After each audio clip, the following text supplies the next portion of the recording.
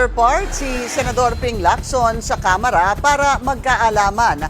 Full transparency rin ng budget process ang hirit ng isang kongresista. Ang detalye sa agenda report ni Mavic Trinidad ng Abante.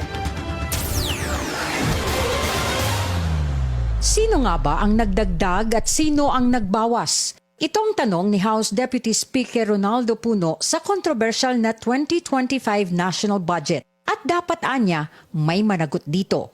Ang pahayag na ito ni Puno ay base sa naging pagbubunyag ni Senador Ping Lacson na nagkaroon nga ng insertions sa 2025 General Appropriations Act o GAA. Ayon kay Puno, sa House version, buong-buo pa ang pondo na inilaan para sa DepEd at PhilHealth at nakaltasan ng budget ng DPWH. Ito raw ang ipinadala ng Kamara sa Senado. Pero matapos ang Bicameral Conference Committee, lumabas sa final version na nabawasan ng pondo ng DepEd at PhilHealth at tumaas ng ilang porsyento ang pondo ng DPWH. Hindi man niya pinangalanan, pero tila liderato ng Senado ang target ng mga pahayag ni Puno dahil si Senador Cheese Escudero rin ang Senate President noong 19th Congress.